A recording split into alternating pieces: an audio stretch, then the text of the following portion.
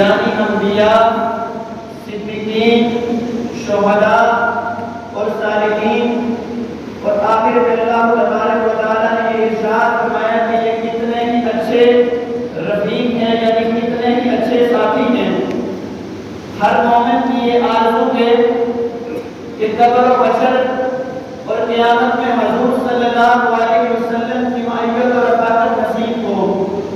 ایمان جتنا قوی ہوگا، ایمان جتنا مضبوط ہوگا، بندہ مومن کی یہ خواہش اس قدر مضبوط ہوگی۔ صحابہ کرام رضوان اللہ علیہم اجمعین اور ان کے صدقے سے، ان کے وسیلے سے بزرگان دین کے اندر ایمان اس قدر مضبوط تھا کہ بعض لمحات میں جہاں جنت مانگنے کی کا حکم دیا جاتا ہے، صحابہ کرام اور بزرگان دین یہ دعائیں مانگا کرتے تھے کہ اے اللہ ہمیں جنت دے یا نہ دے، ہمیں صرف حضور صلی اللہ علیہ وسلم کی معیت اور رفاقت نصیب فرما۔ سیدنا ثوبان رضی اللہ تعالیٰ عنہ کو سرکار صلی اللہ علیہ وسلم سے شدید محبت تھی، حتیٰ کہ وہ آپ صلی اللہ علیہ وسلم کی جدائی میں بے قرار رہا کرتے تھے، بہت زیادہ کیا اور رائی کیا کرتے تھے۔ ایک مرتبہ سرکار صلی اللہ علیہ وسلم کی بارگاہ اقدس میں حاضر ہوئے، عرض کرنے لگے یا رسول اللہ مجھے آپ کی یاد درست آتی ہے۔ سرکار نے پوچھا کہ آپ کا رنگ متغیر دیکھ رہا ہوں، آپ کا رنگ کچھ بدلا بدلا نظر آ رہا ہے، وجہ کیا ہے؟ تو صحابی رسول فرمانے لگے یا رسول اللہ دنیا میں جب دل کرتا ہے آپ کی بارگاہ میں حاضر ہو کر آپ کو دیکھ کر اپنے دل کو، اپنی آنکھوں کو ٹھنڈا کر لیتے ہیں، لیکن کبھی کبھی جب میں یہ سوچتا ہوں کہ قیامت کے دن آپ کے جنت کے اعلیٰ مقام پر ہوں گے، آپ جو اعلیٰ اعزاز و اکرام میں ہوں گے، اگر مجھے وہاں آپ کی یاد ستائے گی تو وہاں میں آپ کی زیارت کا شرف کیسے حاصل کروں گا؟ تو اس موقع پر اللہ تعالیٰ نے یہ آیت نازل فرمائی جس کا مفہوم یہ ہے کہ جب اللہ اور اس کے رسول کی اطاعت کرے تو وہ ان لوگوں کے ساتھ ہوگا جن پر اللہ نے انعام فرمایا، یعنی اللہ تبارک و تعالیٰ کے انبیاء، صدیقین، شہداء اور صالحین، اور اللہ تعالیٰ نے یہ ارشاد فرمایا کہ یہ کتنے ہی اچھے ساتھی ہیں۔ اتباع رسول یعنی حضور صلی اللہ علیہ وسلم کے احکامات پر عمل کرنا دونوں جہانوں میں کامیابی کا ذریعہ ہے، مگر یہ ضروری ہے، یہ لازم ہے کہ اتباع صحیح ہو۔ اگر اتباع صحیح نہ ہوگی، خواہش نفس کی پیروی ہوگی، خواہشات نفسانی کا غلبہ ہوگا، تو یہ انعام جو اللہ تعالیٰ نے ارشاد فرمایا کہ انسان کو نہیں ملے گا۔ امیر المومنین سیدنا عمر فاروق رضی اللہ تعالیٰ عنہ سرکار صلی اللہ علیہ وسلم سے روایت کرتے ہیں، حضور صلی اللہ علیہ وسلم نے ارشاد فرمایا مجھے اپنی امت پر قرب قیامت جس بات کا سب سے زیادہ خوف ہے وہ چرب زبان منافق کا ہے، یعنی جو بدعقیدہ، جو اپنی زبان کی وجہ سے، اپنے ظاہری علم و فن کی وجہ سے، خشک دل کی وجہ سے لوگوں کے عقائد کو ہلاک کرے گا اور قرآن و سنت کی ایسی تشریحات پیش کرے گا جو 1400 سال میں کسی نے نہیں کی ہوں گی۔ اب سوال یہ پیدا ہوتا ہے کہ اتباع رسول کا صحیح طریقہ کون سا ہے، وہ کون سا معیار ہے، وہ کون سی قسمتی ہے جس پر ہم اتباع رسول کا پورا کر سکیں؟ تو اس کے 3 طریقے ہیں۔ اتباع رسول کے صحیح اتباع رسول کے 3 طریقے ہیں۔ سب سے پہلے خود کو محفوظ کر کے اتباع کی جائے، یعنی سرکار صلی اللہ علیہ وسلم کے اعمال کو ملاحظہ کیا ہو، سرکار صلی اللہ علیہ وسلم کے کلام کو سنا ہو اور ان کو یاد کر کے، محفوظ کر کے ان پر عمل کیا جائے۔ یہ اعزاز صحابہ کرام کو حاصل ہے کہ صحابہ کرام نے سرکار صلی اللہ علیہ وسلم کی احادیث کی حفاظت کا اتنا اہتمام کیا کہ حضرت آدم علیہ السلام سے لے کر حضرت عیسیٰ علیہ السلام تک کسی نبی کے امتیوں نے اپنے نبی کے افعال کی، اپنے نبی کے کلام کی اتنی حفاظت نہیں کی جتنی سرکار صلی اللہ علیہ وسلم کے امتیوں نے کی ہے۔ اب حال یہ ہے کہ سیدنا عبداللہ بن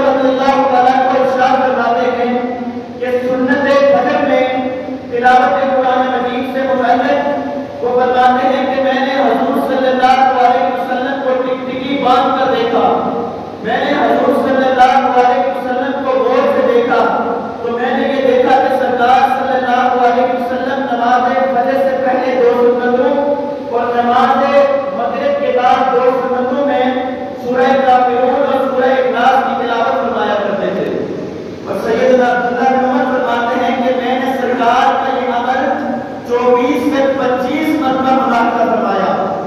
اب دیکھیے سرکار صلی اللہ علیہ وسلم کے صحابہ سرکار صلی اللہ علیہ وسلم کے اعمال کی کس قدر حفاظت کرنے والے تھے۔ ان کو یہ بھی یاد ہے کہ سرکار اپنی لب مبارک سے زبان مبارک سے سری نمازوں میں جو تلاوت فرمایا کرتے تھے انہوں نے اس بات کو بھی نوٹ کیا، اور پھر یہ بھی ان کو پتا ہے کہ انہوں نے یہ عمل کتنی مرتبہ کیا، کتنی مرتبہ نوٹ کیا۔ اسی طرح سیدنا انس بن مالک رضی اللہ تعالیٰ عنہ ارشاد فرماتے ہیں کہ حضور صلی اللہ علیہ وسلم نے چاندی کی انگوٹھی بنوائی، فرمایا کہ گویا میں اب بھی دست اقدس میں یعنی سرکار صلی اللہ علیہ وسلم کی انگلیوں میں اس انگوٹھی کی چمک دیکھ رہا ہوں۔ اتباع رسول کا سب سے پہلا طریقہ یہ ہے کہ سرکار صلی اللہ علیہ وسلم کے اعمال کا ملاحظہ کیا جائے، سرکار صلی اللہ علیہ وسلم کے فرامین کو ڈائریکٹ سنا جائے اور اس پر عمل کیا جائے۔ اللہ کی توفیق سے، اللہ کے فضل سے یہ اعزاز اکرام صحابہ کرام رضوان اللہ علیہم اجمعین کے حصے میں آیا۔ اتباع رسول کا دوسرا طریقہ پوری طرح قبول حاصل کر کے اس پر عمل کرنا، یعنی قرآن و حدیث پر ان کو سمجھنے میں، ان کے ادراک میں اتنے علوم کا ماہر و انسان ان سے احکامات کا استنباط کر سکے۔ مثال کے طور پر قرآن و حدیث سے احکامات نکالنے کے لیے چند علوم کی ضرورت پڑتی ہے۔ سب سے پہلے احکام سے متعلق تمام قرآنی آیات اس کو یاد ہو، اور احکامات سے متعلق تمام احادیث کا اس کو علم ہو۔ اتباع رسول کا دوسرا طریقہ کہ انسان اتنی مہارت رکھتا ہو کہ علوم سے، قرآن و حدیث سے فقہ کا استنباط کر سکے۔ تو سب سے پہلا کہ وہ احکام قرآنی اور احادیث میں جو احکام مذکور ہیں ان کا علم اسے ہو، پھر انہیں سمجھنے کے لیے عربی لغت، صرف اور نحو کا علم اسے حاصل ہو۔ اس کے بعد فن بلاغت کا اتنا عروج حاصل ہو کہ وہ قرآن کے احادیث کے رموز و اوقات کو سمجھ سکے۔ اس کے بعد احادیث کی تمام اقسام اور راویوں کے اخبار کا علم اسے ہو۔ اس کے بعد علم تاریخ اچھی طرح جانتا ہو، یعنی اسے یہ پتا ہو کہ یہ حکم پہلے نازل ہوا، منسوخ ہو گیا، اور بعد میں یہ حکم اس کا ناسخ ہے، یعنی یہ حکم سرکار صلی اللہ علیہ وسلم ابتدائی اسلام میں کرتے تھے، بعد میں سرکار نے اس کو ترک فرما دیا۔ اس کے بعد شرعی اصول و ضوابط پر کامل دسترس حاصل ہو، اسے یہ پتا ہو کہ کن حالات میں کن احکامات کو ترجیح دینی ہے اور کن احکامات کو چھوڑنا ہے، اور اس کے بعد وہ ان تمام اوصاف کے ساتھ ساتھ اتحاد کرنا جانتا ہو۔ جب اس میں یہ تمام اوصاف پائے جاتے ہوں گے تو اس کے بعد اتباع رسول کا جو دوسرا طریقہ ہے، یعنی خود سے قرآن و حدیث کو سمجھ سکے، یہ اتباع رسول کا دوسرا طریقہ یہ ہے۔ اتباع رسول کا دوسرا طریقہ بھی ہر ایک کے لیے ممکن نہیں ہے، ہر ایک کے پاس اتنا وقت بھی نہیں، اتنا سرمایہ بھی نہیں کہ وہ اپنی عمر کا ایک حصہ ان علوم کے سمجھنے میں، ان علوم کو حاصل کرنے کے لیے خرچ کرے۔ پھر اتباع رسول کا وہ کون سا طریقہ ہے کہ انسان اللہ کی راہ میں اتنی تقاضا بھی نہ کرے، اتنی محنت اور کوشش بھی نہ کرے، اس کے باوجود وہ اتباع رسول کو بنا سکے۔ تو تیسرا طریقہ یہ ہے کہ تقلید کرے۔ اتباع رسول کا تیسرا طریقہ، حضور صلی اللہ علیہ وسلم کی اتباع کا تیسرا طریقہ تقلید ہے۔ صحیح اتباع رسول اسی صورت میں ممکن ہوگی جب انسان نے سرکار کے اعمال کو ملاحظہ کیا ہو۔ نمبر 2، وہ علوم پر اتنی مہارت حاصل رکھتا ہو کہ وہ احکامات کا استعمال کر سکے، اور نمبر 3 تقلید کرتا ہو۔ آج کے دور میں بلکہ گزشتہ کئی صدیوں میں تقریباً 200 ہجری میں تقلید کا آغاز ہو چکا تھا۔ بعض لوگ ائمہ دین کی تقلید کو ناجائز قرار دیتے ہیں۔ وہ زیادہ تر مسلمانوں کو یہ کہتے ہیں کہ امام کی تقلید کرنے سے بہتر ہے کہ حضور صلی اللہ علیہ وسلم کی تقلید کی جائے. حالانکہ ہم کو اس بات کا ادراک ہونا چاہیے، اس بات کا علم ہونا چاہیے کہ ہم جب کسی امام کی تقلید کرتے ہیں تو در حقیقت سرکار صلی اللہ علیہ وسلم کی پیروی کر رہے ہوتے ہیں. تقلید یہ اس امت پر لازم ہو چکی ہے. قرآن اور سنت میں بیان کیے گئے تمام امور ایسے نہیں ہیں جنہیں ہر معمولی بندہ ان کو محض پڑھنے سے ہی سمجھ لے. قرآن مجید میں بے شمار احکامات ایسے ہیں جن کے لیے انسان کے پاس فائدہ کا علم ہونا، فنون پر مہارت ہونا ضروری ہوتا ہے. یہ مہارت ائمہ دین کے پاس ہے.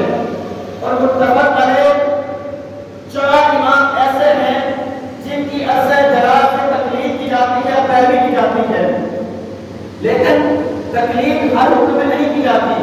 مثلاً بنیادی عقائد، توحید، رسالت، جنت اور دوزخ کا بیان، ان میں تقلید نہیں کی جاتی. اسی طرح جو ارکان اسلام کی فرضیت ہے، یعنی سود، شراب نوشی، چوری قتل وغیرہ، ان میں تقلید نہیں کی جاتی.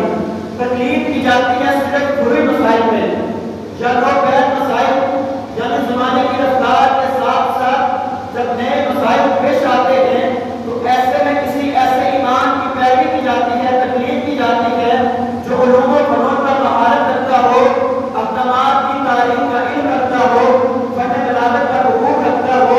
وہ ان تمام علوم کی روشنی میں قرآن اور حدیث سے نفس مسئلہ کے متعلق ایک اصول نکالتا ہے اور اس اصول کی بنیاد پر نئے آنے والے مسئلے کا حل تلاش کرتا ہے. قرآن و سنت کی تشریح کے لیے 2 طریقے ہیں. سب سے پہلے ہم اپنی فہم و بصیرت پر اعتماد کرتے ہوئے خود سے قرآن و سنت سے احکامات کا استعمال کریں. نمبر 2 یہ ہے کہ قرآن اور سنت کے سب سے بڑے ماہرین کی تقلید کرتے ہوئے ان پر اعتماد کرتے ہوئے ان کے بتائے ہوئے احکامات پر عمل کر لیں. یہ جو دوسرا طریقہ ہے یہ سب سے محتاط طریقہ ہے اور اس طریقے پر عمل کرنے میں ہی نجات ہے، کیونکہ ہر بندے کی فہم و بصیرت، ہر بندے کی عقل و بصیرت اتنی نہیں ہوتی کہ وہ قرآن اور حدیث سے احکامات کا استعمال کر سکے. مثال کے طور پر کسی ماہر ادیب کی کتاب پڑھتے ہوئے آپ اس کی کتاب کو نہیں سمجھ سکتے. اردو کے دقیق جملوں کو سمجھنے کے لیے لغت کی ضرورت پڑتی ہے. جس طرح فصیح اردو کو سمجھنے کے لیے انسان کو لغت کی ضرورت پڑتی ہے، اسی طرح قرآن اور حدیث کو سمجھنے کے لیے بھی علوم کی ضرورت پڑتی ہے. تو اس صورت میں کیا کرنا ہے؟ اس صورت میں تقلید کرنی ہے. پھر تقلید کی 2 قسمیں ہیں. ایک تقلید عام یعنی تقلید مطلق ہے، یعنی کسی بھی امام کے قول کو لے لیا جائے اور اس پر عمل کر لیا جائے. دوسری تقلید شخصی ہے، یعنی کسی ایک امام پر اعتماد کرتے ہوئے صرف اسی کے احکامات کو لیا جائے. فقہاء کرام نے وہ جو زمانے کے نقش شناس تھے انہوں نے اس بات کو محسوس کیا اور زمانے کی مصلحت کو سامنے رکھتے ہوئے تقلید شخصی کو واجب قرار دیا. قبائلی زمانے میں ہر امام کو حکم دینے کی اجازت تھی، کسی بھی امام کے قول پر عمل کرنے کی اجازت تھی، لیکن بعد میں جب لوگوں پر خواہشات نفسانی کا غلبہ ہو گیا، لوگوں نے اپنی خواہشات کے لیے، اپنے فائدے کے لیے ہر امام کے قول کو لینا جائز سمجھا. مثال کے طور پر ایک امام کا ایک قول ان کے فائدے میں ہے، انہوں نے اس کو لے لیا، اور دوسرا قول اس امام کا ان کے نقصان میں ہے، یعنی ان کو مشکل میں ڈالتا ہے، اس کو چھوڑ کے دوسرے امام کے قول کو لے لیا. تو اس صورت میں فقہاء کرام نے یہ لازم قرار دیا کہ تقلید شخصی یعنی ایک امام کی پیروی بندے پر واجب ہے، لازم ہے، ضروری ہے. ہم سورہ فاتحہ میں یہ دعا مانگتے ہیں کہ اهدنا الصراط المستقیم صراط الذین انعمت علیہم. یہ انعام یافتہ لوگ کون ہیں؟ ہم یہ دعا کرتے ہیں اللہ ہمیں سیدھے راستے پر چلا. کون سا راستہ؟ وہ راستہ جن پر تیرا انعام ہے، جن لوگوں پر تو نے انعام کیا ہمیں ان لوگوں کے راستے پر چلا. اسی طرح قرآن مجید میں اللہ تعالیٰ نے ارشاد فرمایا کہ اہل جنت سے اہل علم سے سوال پوچھو اگر تم نہیں جانتے. تو یہ جو قرآن مجید میں متعدد مقامات پر تقلید کے حوالے سے بتایا گیا ہے کہ انسان پر تقلید لازم ہے، واجب ہے، ضروری ہے. اب آج کے دور میں اگر دیکھا جائے اور اس حدیث کو سامنے رکھا جائے کہ سرکار صلی اللہ علیہ وسلم نے ارشاد فرمایا تھا کہ قرب قیامت ایک زمانہ ایسا آئے گا چند زبان منافق عوام پر چھا جائیں گے، یعنی بدعقیدہ گمراہ اور فاسق قسم کے لوگ اپنی چند زبانی کی وجہ سے، اپنی زبان میں مہارت کی وجہ سے لوگوں کے عقائد کو خراب کرنے کی کوشش کریں گے۔ مثال کے طور پر ہم امام اعظم ابو حنیفہ رحمۃ اللہ علیہ کے مقلد ہیں۔ امام اعظم ابو حنیفہ کے نزدیک رفع الیدین یعنی ہاتھ پاؤں تک اٹھانا عیدین اور نماز کی ابتدا کے علاوہ میں جائز نہیں۔ امام شافعی، امام حنبلی اس کے جواز کے قائل ہیں۔ اگر کوئی شافعی سنی یا حنبلی سنی رفع الیدین کرتا ہے تو کوئی بھی حنفی سنی اس پر کوئی حکم نہیں لگاتا، لیکن ہمارے امام صاحب کے پاس چونکہ اپنے دلائل موجود ہیں اور وہ دلائل درجہ صحت کو پہنچتے ہیں، کبھی ہیں، مضبوط ہیں، تو ان کے نزدیک یہ ناجائز ہے، یعنی وہ اس کو جائز نہیں سمجھتے۔ لیکن اگر آپ تحریک استشراق کا مطالعہ کریں، تحریک الحاق کا مطالعہ کریں، تحریک لبرل کا مطالعہ کریں، تو آپ کو یہ بات روز روشن کی طرح واضح ہو جائے گی کہ ان لوگوں کے سب سے پہلے کارروائی، سب سے پہلا کام یہی ہوتا ہے کہ مسلمانوں کے اعمال میں تشکیک پیدا کرنا، یعنی اپنے اعمال میں، عبادات میں تشکیک پیدا کرنا، اس کو مشروع بنا دینا۔ بہت سے لوگ یہ کہتے ہیں کہ جو رفع الیدین نہیں کرتا اس کی نماز نہیں ہوتی، جبکہ ہم دیکھ رہے ہیں کہ امام اعظم 200 سے لے کر اب تک امام اعظم ابو حنیفہ کے ماننے والے جتنے بھی احباب ہیں وہ رفع الیدین نہیں کرتے۔ پھر یہ زیادہ سے زیادہ سنت ہے، نہ یہ فرض ہے نہ واجب ہے، اور یہ سنت بھی ایسی سنت ہے جس میں ائمہ کے درمیان اختلاف پایا جاتا ہے۔ بہت سے لوگ وہ بھی ہیں کہ جو رفع الیدین تو کرتے ہیں لیکن جمعے کے بعد سنتیں چھوڑ کر واپس چلے جاتے ہیں، حالانکہ ان سنتوں میں کوئی اختلاف نہیں پایا جاتا۔ تو یہ بشارت نفسانی ہے یا اتباع رسول ہے، یہ مقابلہ بازی ضد کا یا اخلاص ہے، کہ وہ سنتیں جن میں امت کا کوئی اختلاف نہیں، وہ سنتیں جن پر امت کا اجماع ہے، یعنی اگر سنت کے اتنے ہی پابند ہو تو جو عصر سے پہلے کی 4 سنتیں اور عشاء سے پہلے کی 4 سنتوں کا اہتمام کیوں نہیں کرتے؟ صرف وہ سنتیں جن کے درمیان اختلاف پایا جاتا ہے، اور جب ہم تکلیف کرتے ہیں کسی ایک امام کی اس کے نزدیک ناجائز ہے، تو ہم جو رفع الیدین کرتے ہیں یہ کس سلسلے میں کرتے ہیں؟ ہمیں اپنی نیت پر غور کرنا ہوگا، ہمیں اپنا نفس کا محاسبہ کرنا ہوگا کہ کہیں ہم اس فتنے میں مبتلا تو نہیں ہو چکے کہ چند زبان منافق ہمارے عقائد کو خراب کرنے کی کوشش کر رہے ہیں۔